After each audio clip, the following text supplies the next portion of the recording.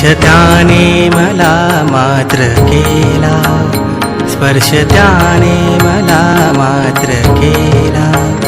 त्याच वेळी महारोग गेला, त्याच वेळी